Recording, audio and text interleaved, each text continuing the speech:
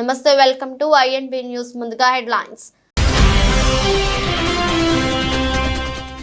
ఛత్తీస్గఢ్ లో 194 మంది నక్సలైట్లు హతమైనట్టు కేంద్ర హోంమంత్రి అమిత్ షా వెల్లడి. నక్సలిజంతో సంబంధం ఉన్న యువకులందరూ జనజీవన స్రవంతిలోకి రావాలని పిలుపు.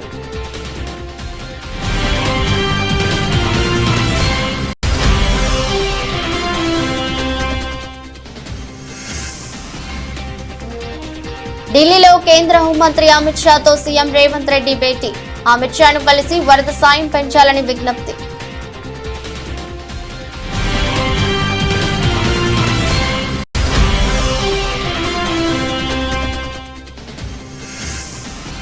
ఏపీ సీఎం చంద్రబాబు ఢిల్లీ పర్యటన. రైల్వే జోన్ కు ముహూర్తం ఫిక్స్. ఆ రూట్లో 4 లేన్ల ప్రాజెక్టు.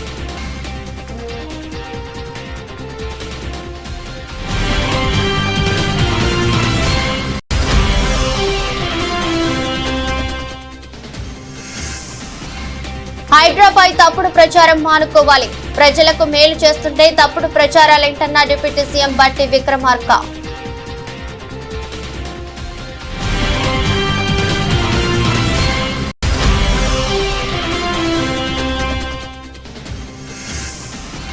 కూటమి ప్రభుత్వం ఇసుక విధానంపై ఎమ్మెల్సీ బొత్స విమర్శలు. కూటమి పార్టీ నేతలు యథేచ్ఛగా ఇసుక దోచుకుంటున్నారని ఆరోపణ.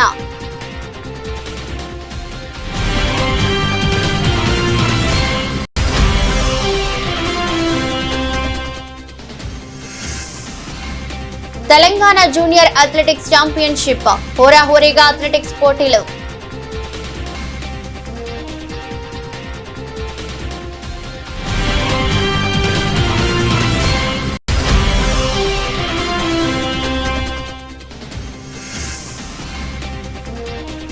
భారీగా నష్టపోయిన స్టాక్ మార్కెట్లు. 6 రోజుల్లో 9 లక్షల కోట్లు ఆవిరి.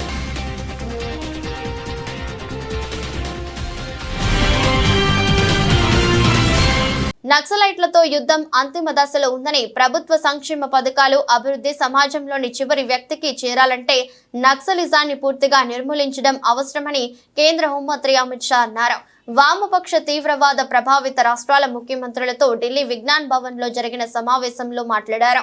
రాష్ట్రాల సహకారంతో 2026 మార్చి నాటికి దేశంలో నక్సలిజాన్ని పూర్తిగా నిర్మూలించదగలమని విశ్వాసం వ్యక్తం చేశారు. గత కొద్ది సంవత్సరాల్లో 24 మంది నక్సల్ అగ్రనేతలతో పాటు ఎన్నో దళాలను మట్టుబెట్టామన్నారు. 2 రోజుల క్రితం 31 మంది మావోయిస్టుల ఏరివేతను ఆయన ప్రస్తావిస్తూ త్వరలోని ఛత్తీస్గఢ్ మావోయిస్ట్ రహిత రాష్ట్రంగా ఆవిర్భవించబోతుందని చెప్పారు. ఏడాది 230 మంది నక్సలైట్లను మట్టుపెట్టామని, 812 మందిని అరెస్టు చేశామని, 723 మంది లొంగిపోయారని ఆయన చెప్పారు. నక్సలైట్ల ఏరివేతలు ఏపీ, తెలంగాణ, ఒడిశా, మహారాష్ట్ర ప్రభుత్వాలు సంపూర్ణ సహకారం అందించాయన్నారు. నక్సలైట్లు అభివృద్ధికి అడ్డంకిగా మారారని, మానవ హక్కులను తీవ్రంగా అణచివేస్తున్నారని షా విమర్శించారు. నక్సలైట్ల మూలంగా మందు పాత్రలు పేలి వేలాది మంది ఆదివాసీలు మరణించారని తెలిపారు. నక్సలైట్ల ఏరువేత ప్రాంతాల్లో 12 హెలికాప్టర్లు వినియోగిస్తున్నామని, ఈ కారణంగా పోలీస్ బలగాల మరణాల సంఖ్య తగ్గిందన్నారు. నక్సలైట్లు ఇప్పటికైనా ఆయుధాలను అప్పగించి లొంగిపోవాలని, జనజీవన స్రవంతిలో చేరాలని షా పిలుపునిచ్చారు. 25 अगस्त को भी मैं गया। उस वक्त छत्तीसगढ़ और सटे हुए 6 जिलों के सभी मुख्य सचिव और डीजीपी के साथ मीटिंग की थी और 2 दिन तक विकास और नक्सली ऑपरेशन दोनों की दृष्टि से एक डिटेल रणनीति का हमने चॉकआउट करने का काम किया था। आज मैं फिर से एक बार छत्तीसगढ़ के मुख्यमंत्री, गृहमंत्री, उनके डीजीपी, उनकी पूरी टीम को हृदय से बधाई देना चाहता हूं, क्योंकि जनवरी से अब तक लगभग 194 नक्सली छत्तीसगढ़ में सुरक्षा बलों के साथ मुठभेड़ में मारे गए हैं, 801 गिरफ्तार हुए हैं और 742 ने आत्मसमर्पण किया है। मैं देश भर में नक्सलवाद के साथ जुड़े हुए युवाओं को आज के इस सम्मेलन के माध्यम से अपील करना चाहता हूं, चाहे नॉर्थ ईस्ट हो, चाहे कश्मीर हो, चाहे वामपंथी उग्रवादी क्षेत्र हो, सब जगह लगभग कुल मिलाकर 13,000 से ज्यादा लोगों ने हथियार छोड़े हैं और मेन स्ट्रीम में शामिल हुए हैं। यहां पर जो आज भी नक्सली युवा हथियार लेकर ये नक्सलवाद की प्रवृत्ति में लिप्त है। मेरा उनसे आग्रह से विनती है कि हथियार छोड़िए, मेन स्ट्रीम में आइए। सभी राज्यों ने आपके पुनर्वसन की योजनाएं, बहुत ल्यूक्रेटिव योजनाएं बनाई हैं, इसका फायदा लीजिए और देश के विकास में आपका योगदान दीजिए। ఢిల్లీ పర్యటనలో ఉన్న తెలంగాణ ముఖ్యమంత్రి రేవంత్ రెడ్డి కేంద్ర హోంమంత్రి అమిత్ షాతో భేటీ అయ్యారు. తెలంగాణకు వరద నష్టం సాయం పెంచాలని అమిత్ షాకు విజ్ఞప్తి చేశారు.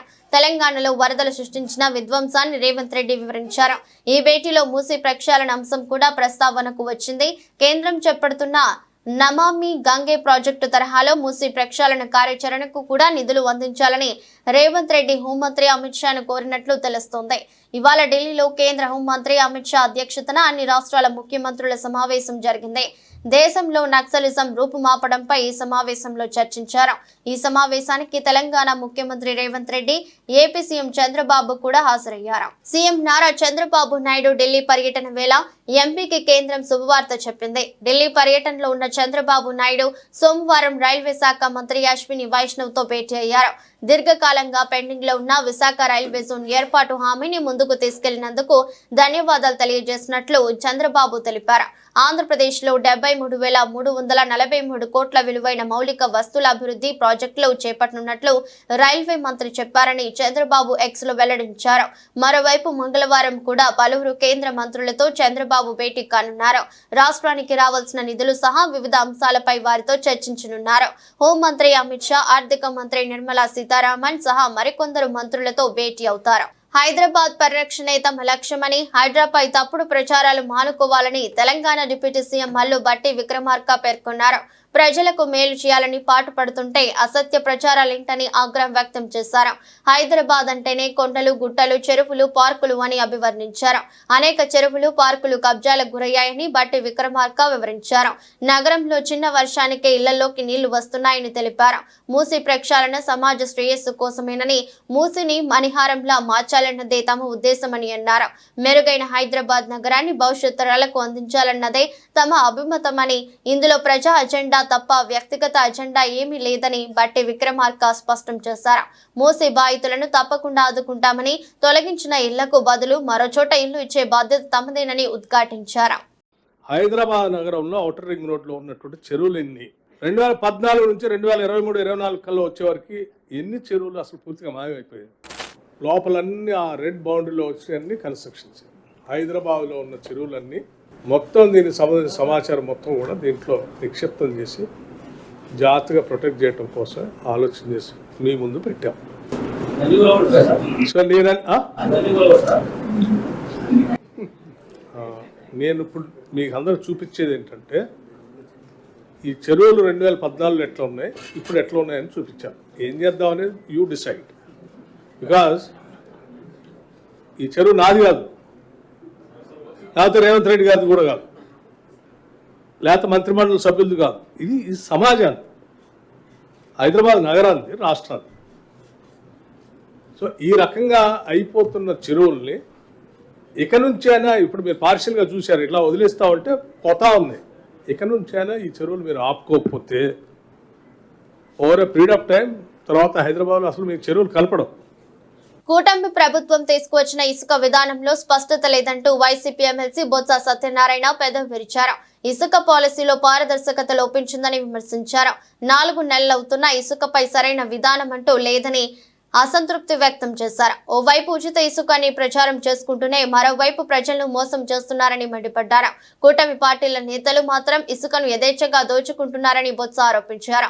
కూటమి ప్రభుత్వం అధికారంలోకి వచ్చి 117 రోజులు గడుస్తున్నా భవన నిర్మాణ కార్మికులకు పనులు లేవని, ఇసుకపై ఆధారపడిన వారంతా ఇబ్బందులు పడుతున్నారని తెలిపారు.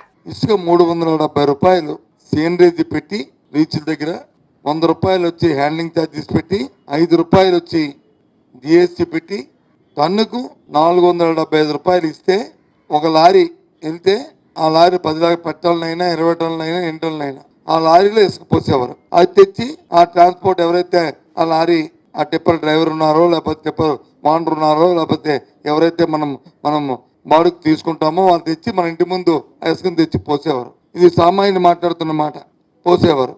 అది ఆ లెక్కలో చూసుకుంటే విజయనగరంలో 10 టన్నుల లారీ అంటే 3 యూనిట్స్ 9 నుంచి 10,000 రూపాయలకి మన ఇంటి గుమ్మం మీద దొరికేది. ఇంటి గుమ్మం మీద డోర్ స్టెప్. అదే గాజువాకలో చూసుకుంటే 13 నుంచి 14,000 రూపాయలకి మన డోర్ స్టెప్కి మా లారీ ఎవరైతే ఉన్నారో వారు తీసుకొచ్చి పర్ టన్ను 10 టన్నులు ఇది అందించేవారు. 10 టన్నులు అందించేవారు. అదే 10 టన్నులు వైజాగ్లో ఏ సీతమ్మదారుకో లేకపోతే ఏ గాజువాకో లేకపోతే ఇంకో బీచ్ దగ్గర ఎక్కడైనా సరే వేయాలంటే 14 నుంచి 15,000 రూపాయలకి డోర్ స్టెప్కి ఇచ్చేవారు. నేను ఇది అప్పర్ లిమిట్ చెప్తున్నాను, లోవర్ లిమిట్ కాదు. ఒక 500 రూపాయలు 1000 రూపాయలు ఎక్కువేసే కదా ఈ విషయాన్ని చెప్తున్నాను. ఇది వాస్తవాలు. మీరు ఏ ఇంటికి వెళ్ళి కొనుక్కున్నా సరే 4 నెలల కిందట ఎంతో దొరికిందని అడిగితే చెప్తారు. అది ఇప్పుడు ఎంతో దొరుకుతుంది అంటే ఇప్పుడు ఈ రోజు వరకు అంటే రేపు మళ్ళీ ఏ రోజు అయితే వాళ్ళు అందిస్తామంటున్నారో అది అందిన ఇప్పుడు ఎంతో దొరుకుతుంది. అది విజయనగరంలో అయితే 10,000 రూపాయలు 9 నుంచి 10,000 రూపాయలు దొరికింది, 17 నుంచి 18,000 దొరుకుతుంది. అదే గాజువాకలో అయితే మధురవాడలో అయితే 19 నుంచి 20,000 దొరుకుతుంది. ఏది 13 నుంచి 14,000 దొరికే ఇసుక 10 టన్నుల లారీ 3 యూనిట్స్. అదే విశాఖపట్నంలో అయితే ఏ మారుమూల ప్రాంతంలో కొన్నా 14 నుంచి 15,000 దొరికే ఇసుక ఇవాళ 21 నుంచి 22,000 రూపాయలకి ఇవాళ దొరుకుతుంది. ఇంకా మేము స్ట్రీమ్లైజ్ అవ్వలేదు, స్ట్రీమ్లైజ్ చేస్తాము, రేపు 15వ తారీఖు నుంచి ఇస్తున్నాము, 22 ఇస్తాము. ఆ రోజుకి దయచేసి దీన్ని రాజకీయ కోణంలో కాకుండా ప్రజల తాలూకా ఆలోచన దృష్ట్యా, ప్రజల తాలూకా శ్రేయస్సు దృష్ట్యా ప్రభుత్వ పెద్దలు అధికారులు కొద్దిగా మీరు ఆలోచన చేయమని కోరుతున్నాను. ఏపీ డిప్యూటీ సీఎం పదవి నుంచి పవన్ కళ్యాణ్ తొలగించాలని, లేని పక్షంలో ఆయన స్వచ్ఛందంగా పదవి నుంచి వైదొలగాలని ప్రజాశాంతి పార్టీ అధ్యక్షుడు కేఏ పాల్ అన్నారు. 1,00,000 కల్తీ లడ్డులను అయోధ్యకు పంపించారని పవన్ అబద్ధాలు చెప్పారని విమర్శించారు. ఎవరో ఇచ్చిన స్క్రిప్ట్ ను సినిమాల్లో మాదిరి చదువుతున్నారని ఎద్దేవా చేశారు. తిరుమల లడ్డు విషయంలో 100 కోట్ల మంది హిందువుల మనోభావాలు దెబ్బతినేలా పవన్ మాట్లాడారని అన్నారు. పవన్ పై చర్యలు తీసుకోవాలని హైదరాబాద్ పంజాగుట్ట పిఎస్ లో కేఏ పాల్ ఫిర్యాదు చేశారు. ఈ సందర్భంగా ఆయన మాట్లాడుతూ పవన్ పై ప్రధానమంత్రి, కేంద్ర హోంమంత్రి, సుప్రీంకోర్టు చీఫ్ జస్టిస్, సిబిఐ విచారణ జరపాలని కోరారు. పవన్ పై తాను 14 సెక్షన్ల కింద పోలీసులకు ఫిర్యాదు చేశానని తెలిపారు. ఆర్టికల్ 8 ప్రకారం ఆయనను డిప్యూటీ సీఎం పదవి నుంచి తొలగించాలని అన్నారు. పవన్ కళ్యాణ్ ఈ మధ్యన మాట్లాడుతున్న తిరుపతి లడ్డు డెరాగేటరీ స్టేట్మెంట్స్ ఏంటి, ఇన్సైటింగ్ అని 14 సెక్షన్స్ 14 సెక్షన్స్తో నేను అఫీషియల్గా పంజాగుట్ట పోలీస్ స్టేషన్ అండర్లోనే కదా ఆపోజిట్ అమెరికా ఉంటున్నాను కాబట్టి నేను వచ్చి మీకు అఫీషియల్గా కంప్లైంట్ ఇస్తున్నాను. ఇమీడియట్గా ఆయన్ని ఇన్వెస్టిగేషన్ చేయమని, based on the sections FIR file చేయమని, తర్వాత అరెస్ట్ చేయమని. ఇది మీకు ఇచ్చిన action copy to the president of India, prime minister of India, chief justice of India, home minister of India, governor of Andhra Pradesh, speaker of the assembly Andhra Pradesh, CBI central bureau investigation వీళ్ళకి కాపీలు పంపిస్తున్నాం. ఇంద్రకీలాద్రిపై దసరా శరన్నవరాత్రి ఉత్సవాలు వైభవంగా కొనసాగుతున్నాయి. ఉత్సవాల్లో భాగంగా 6వ రోజున మహాలక్ష్మీదేవిగా దర్శనమిస్తున్న దుర్గమ్మను టీడీపీ నేత పట్టాభి దర్శించుకున్నారు. సందర్భంగా మహాలక్ష్మి అమ్మవారి అలంకరణలో ఉన్నటువంటి అమ్మవారిని నేను నా కుటుంబ సమేతంగా దర్శించుకోవటం జరిగింది. దసరా సందర్భంగా గౌరవ ముఖ్యమంత్రి నారా చంద్రబాబు నాయుడు గారి ఆదేశాలతో ఇక్కడ ఏర్పాట్లన్నీ కూడా బ్రహ్మాండంగా చేయటం జరిగింది. ఎండోమెంట్స్ డిపార్ట్మెంట్ స్థానికంగా ఇక్కడ మరి ఎగ్జిక్యూటివ్ ఆఫీసర్ గారు కానీ భక్తులకు ఎటువంటి అసౌకర్యం కలగకుండా అన్ని రకాలుగా ఇక్కడ ఏర్పాట్లు చేయటం, భక్తులందరూ కూడా సంతృప్తిని వ్యక్తం చేస్తూ ఉన్నారు. అదేవిధంగా ఈ రోజున అమ్మవారి సన్నిధిలో గత 5 సంవత్సరాల కాలంలో మరి రాష్ట్రం ఎన్ని రకాలుగా నష్టపోయిందో, మరి అమ్మవారి ఆశీస్సులతో మళ్ళీ ఈ రోజున ఒక మంచి ప్రభుత్వం, ప్రజాక్షేమం కోరేటటువంటి ప్రభుత్వం అధికారంలోకి రావటం, ఈ 100 రోజుల కాలంలోనే అనేక శుభ పరిణామాలు చోటు చేసుకోవటం. పెద్దపల్లి జిల్లా కేంద్రంలోని 8వ వార్డులో 20 లక్షల రూపాయల నిధులతో చేపట్టనున్న సీసీ రోడ్డు డ్రైనేజీ నిర్మాణ పనులకు ఎమ్మెల్యే చింతకుంట విజయరమణారావు శంకుస్థాపన చేశారు. ఈ సందర్భంగా మాట్లాడుతూ కాలనీ ప్రజల కోరిక మేరకు అధికారులతో మాట్లాడి రోడ్డు వెడల్పు కోసం ప్రయత్నం చేస్తానని చెప్పారు. 20 లక్షల రూపాయల TUFIDC నిధులతో సీసీ రోడ్డు డ్రైనేజీ నిర్మాణం కోసం శంకుస్థాపన చేసినట్టు తెలిపారు. దసరా తర్వాత పనులు ప్రారంభించి 2-3 నెలల్లో పూర్తి చేస్తామని వెల్లడించారు.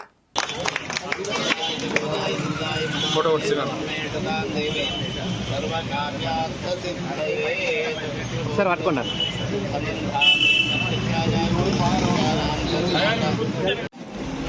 11వ వార్డు సంబంధించినటువంటి సీసీ రోడ్డు అదేవిధంగా డ్రైన్ నిర్మాణం కోసం మరి ఈరోజు శంకుస్థాపన భూమి పూజ చేసుకోవడం జరిగింది. దీంతోపాటు 8వ వార్డులో కూడా మరి ఇక్కడ రోడ్డు అది కూడా ఇవాళ శంకుస్థాపన పనులు ప్రారంభించుకోవడం జరిగింది. మరి రెండింటికి సంబంధించి మరి గతంలో కూడా ఈ ప్రాంతానికి వచ్చినప్పుడు చెప్పడం జరిగింది. మరి ఈ కార్యక్రమంలో పాల్గొన్నటువంటి స్థానిక కౌన్సిలర్ శేఖర్ గారు ఏదైతే ఇక్కడికి వచ్చినప్పుడు ఈ రోడ్డు వెడల్పు ఉంది, కొంత రోడ్డు వెడల్పు పెంచమని చెప్పి మరి ప్రాంతంలో అడుగుతూ ఉన్నారు. వారి ఆలోచన మేరకు వారి కోరిక మేరకు సంబంధిత అధికారులతో మాట్లాడి తప్పకుండా రోడ్డును కొంచెం ఉన్నటువంటి దానికంటే పెంచి రోడ్ వేసేటువంటి ఆలోచన చేస్తాం తప్పకుండా. మరి దసరా వారిగా ఇవాళ 30 కోట్లతోని టెండర్లు పిలిచి టెండర్లు అగ్రిమెంట్ చేసుకొని మరి రాబోయే దసరా తెల్లారు నుంచి వెళ్ళి ఈ పనులను కూడా దసరా వారిగా ప్రారంభించి రాబోయే 2-3 మాసాలలో టౌన్ అంతా కూడా రోడ్లు వేసేటువంటి కార్యక్రమం చేయబోతా ఉన్నాం. మరి అదేవిధంగా అమృత్లో కూడా 26 కోట్లు 25 కోట్లతో మరి ఇప్పటికే శంకుస్థాపన చేసుకొని పనులు కూడా ప్రారంభమైంది. మరి అన్నీ కూడా రాబోయే 2-3 మాసాలలో అన్ని పనులు కూడా కంప్లీట్ అయ్యే విధంగా పూర్తి అయ్యే విధంగా ప్రయత్నం చేస్తామని చెప్పి తెలియజేసుకుంటాం. విజయవాడలోని బుడమేరు వరద ఏపీ సీఎం చంద్రబాబు కూటమి ప్రభుత్వానికి 100 కోట్లు మిగిల్చిందని వైసీపీ రాష్ట్ర అధికార ప్రతినిధి పోతిన మహేష్ విమర్శించారు. బుడమేరు వరదల్లో విరాళాలు ఎంత వచ్చాయి, ఎంత ఖర్చు చేశారో లెక్కలు చూపించాలని డిమాండ్ చేశారు. విజయవాడలో సోమవారం పోతిన మహేష్ తో మాట్లాడుతూ చంద్రబాబు గారికి 100 కోట్ల రూపాయలు మిగిల్చడానికి బుడమేరుకు వరద వచ్చిందని అన్నారు. చంద్రబాబుకు ఒక పక్క ఫోటో షూట్స్, మరోపక్క విరాళాల వరద వచ్చిందని విమర్శించారు. బుడమేరు చంద్రబాబు గారు ఇద్దరు మిలకత్ అయ్యారని అన్నారు. వరదలో 100 కోట్లు ఖర్చు చేశామని చెప్తున్నారని అన్నారు. పునరావాసం కోసం 1,40,00,000 ఖర్చు చేశారని, 368 కోట్లు ఫుడ్ కోసం ఖర్చు చేశారని పేర్కొన్నారు. బాధితులకు నష్టపరిహారం 200 కోట్లు ఇవ్వలేదు, కానీ ఫుడ్ పేరుతో పందికొక్కుల్లా తిన్నారని మండిపడ్డారు. వరద బాధితులకు ఆహారం అమ్మవారు ఇచ్చారని, ద్వారకా తిరుమల సింహాద్రి అప్పన్న నుంచి ఆహారం వచ్చిందని పోతిన మహేష్ తెలిపారు. దేవుడు భోజనాలు పెడితే 368 కోట్లు ఏ పందికొక్కులు తిన్నాయో చంద్రబాబు సమాధానం చెప్పాలని డిమాండ్ చేశారు. 26 కోట్లతో వాటర్ బాటిల్స్ పంపిణీ చేశామని చెప్పారని, 6 లక్షల మంది వరదలో ఉంటే 1.5 కోటి ఎవరికి ఇచ్చారని ప్రశ్నించారు. విజయవాడ నగరానికి బుడమేరు వరద వచ్చిన తర్వాత బుడమేరు వరద వలన విజయవాడ నగర ప్రజలకి కష్టాలు కన్నీళ్లు మిగిలితే చంద్రబాబు నాయుడు గారికి, తెలుగుదేశం పార్టీకి, కూటమికి మాత్రం కోట్ల రూపాయలు మిగిలాయి. ప్రజలకేమో కష్టాలు కన్నీళ్లు మిగిలాయి. చంద్రబాబు నాయుడు గారికి, తెలుగుదేశం పార్టీకి, కూటమి నాయకులకేమో కోట్ల రూపాయలు మిగిలాయి. బుడమేరు వరదల వలన విజయవాడ నగర ప్రజలు ఆర్థికంగా వేల కోట్ల రూపాయలు నష్టపోతే తెలుగుదేశం పార్టీ నాయకులకు మాత్రం బాగా కలిసొచ్చి వాళ్ళ జేబులు నింపుకునేటువంటి అవకాశం అద్భుతంగా కల్పించింది. ఈ సంఘటన చూసిన తర్వాత మా అందరికి అనిపించింది, బుడమేరు వరద బాబు గారికి కలిసి రావడానికే వచ్చిందేమో అనిపించింది మాకైతే. చంద్రబాబు నాయుడు గారికి 100 కోట్ల రూపాయలు మిగల్చడానికే బుడమేరు వరద విజయవాడ నగరాన్ని ముంచెత్తింది అనిపించింది. ఎందుకు ఈ మాట చెప్తున్నానంటే, మీరు చూశారు, బుడమేరు వరద వస్తే చంద్రబాబు నాయుడు గారికి ఒక పక్కన ఫోటోషూట్లు, మరొక పక్కన విరాళాల వరద, విరాళాల వరద. వందల కోట్ల రూపాయలు మరి చంద్రబాబు నాయుడు గారికి తీసుకొచ్చి ఇచ్చారు. ఎక్కడైనా చూడండి ఫోటోషూట్లే బాబు గారి. మనకి ఒకసారి జేసీబీ ఎక్కారు, ఒకసారి పడవ ఎక్కారు, ఇంకొకసారి నడుస్తున్నట్టు పడవలో కూడా చూశారుగా, ఎదురు లాక్కొని వెళ్ళేవాళ్ళు కొంతమంది. ఒక పక్కనేమో ఆయనకి ఫోటోషూట్లు బాగా కలిసి వచ్చింది, రెండో పక్కనేమో ఆయనకి విరాళాల వరద వచ్చింది. అందుకనే మాకు అనిపిస్తోంది ఈ రోజున బుడమేరు చంద్రబాబు నాయుడు గారు బాయ్ బాయ్ అని ఇద్దరు మిలాఖత్ అయిపోయారా అని అనుమానం కలిగింది. నిర్మల్ జిల్లా బాసర శ్రీ జ్ఞాన సరస్వతి అమ్మవారి క్షేత్రంలో శరన్నవరాత్రి ఉత్సవాల్లో భాగంగా 6వ రోజు కాత్యాయని దేవి అవతారంలో భక్తులకు దర్శనమిస్తున్నారు. అమ్మవారికి మల్లె పుష్పార్చనలతో చతుషష్ఠి ఉపచార పూజ కార్యక్రమాలను నిర్వహించి రవ్వ కేసరిని నైవేద్యంగా నివేదించారు. కాత్యాయని మహర్షి కుమార్తె కారణంగా అమ్మవారిని కాత్యాయని అని పిలుస్తారని ఆలయ అర్చకులు తెలిపారు. వేకువజాము నుంచే భక్తులు పవిత్ర గోదావరి నదిలో పుణ్యస్నానాలు ఆచరించి దర్శనానికి బాలుదిరారు. ఈ మేరకు ఆలయ ఈవో విజయరామారావు భక్తుల కోరిక మేరకు ఏర్పాట్లు చేశారు.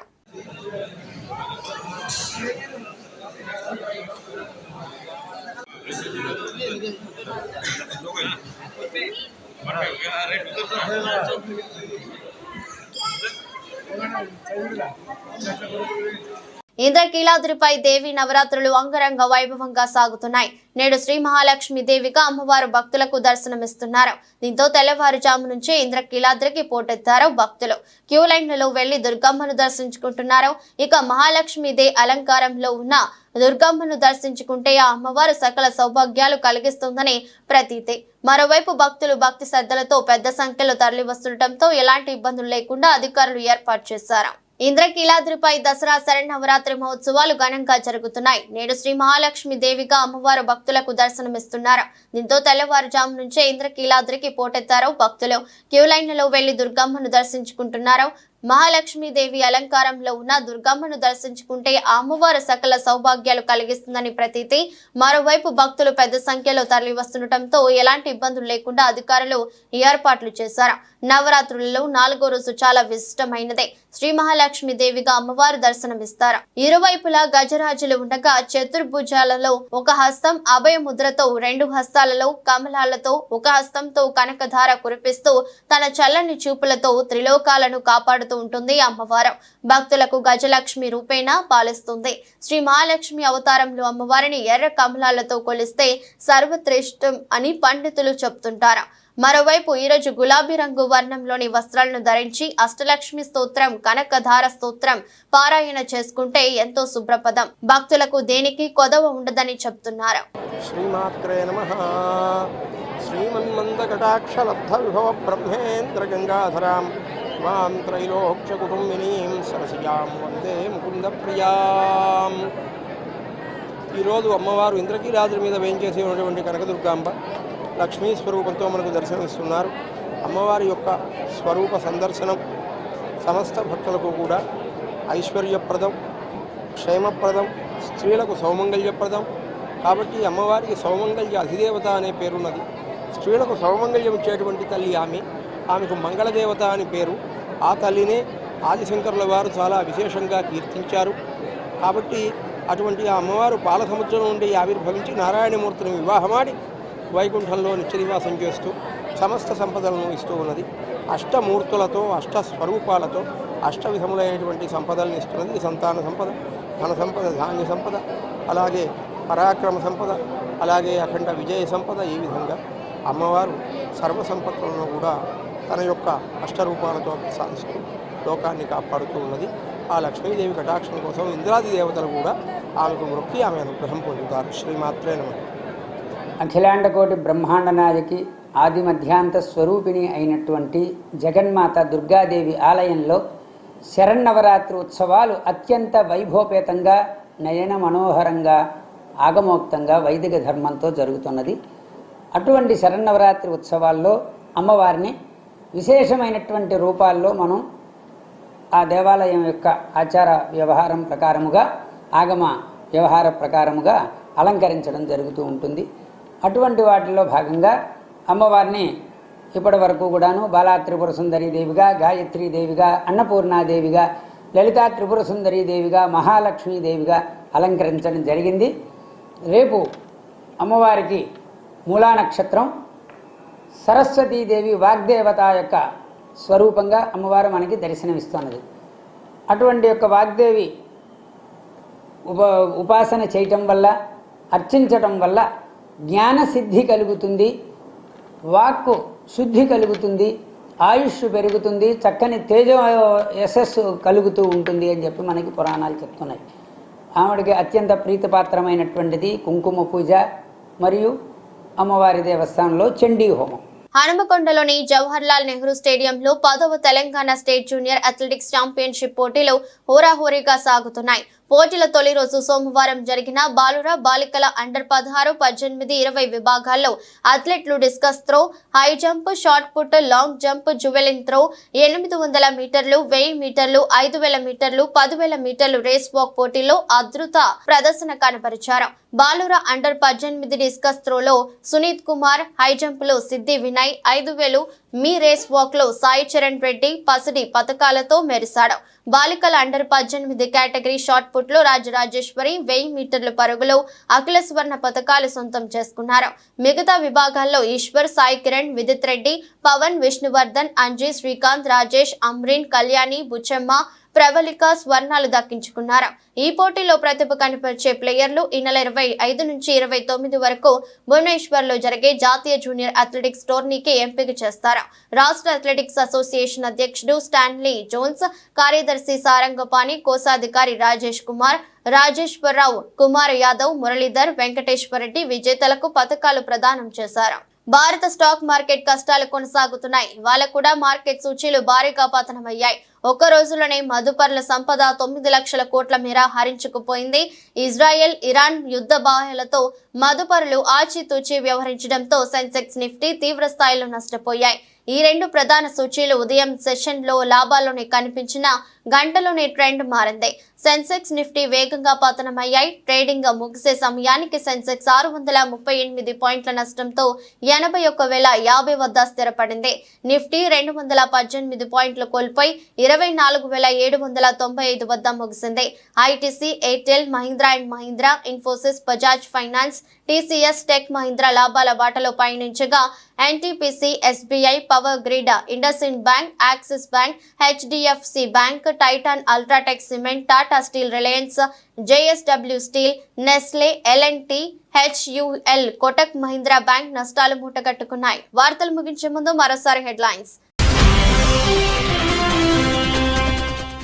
ఛత్తీస్గఢ్ లో 194 మంది నక్సలైట్లు హతమైనట్టు కేంద్ర హోంమంత్రి అమిత్ షా వెల్లడి. నక్సలిజంతో సంబంధం ఉన్న యువకులందరూ జనజీవన స్రవంతిలోకి రావాలని పిలుపు.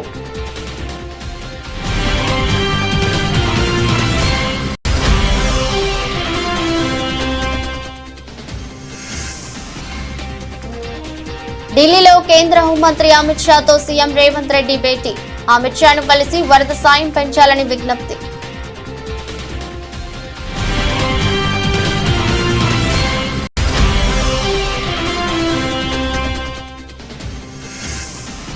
ఏపీ సీఎం చంద్రబాబు ఢిల్లీ పర్యటన. రైల్వే జోన్ కు ముహూర్తం ఫిక్స్. ఆ రూట్లో 4 లేన్ల ప్రాజెక్ట్.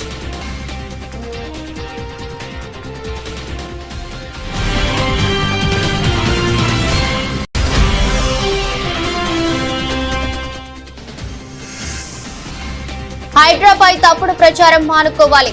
ప్రజలకు మేలు చేస్తుంటే తప్పుడు ప్రచారాలేంటన్న డిప్యూటీ సీఎం బట్టి Vikramarka.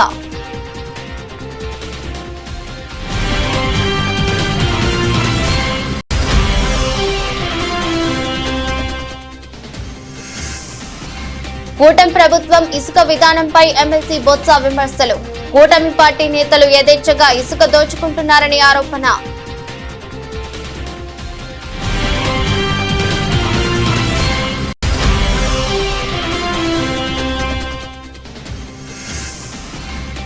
Telangana junior athletics championship. హోరాహోరీగా అథ్లెటిక్స్ పోటీలు.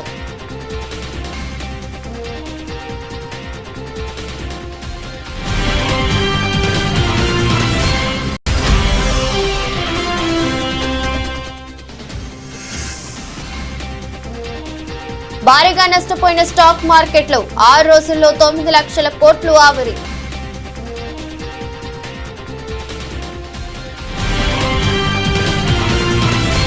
ఇది రోజు బులెటిన్. మరో బులెటిన్లో మళ్ళీ కలుద్దాం. అంతవరకు సెలవు. నమస్కారం.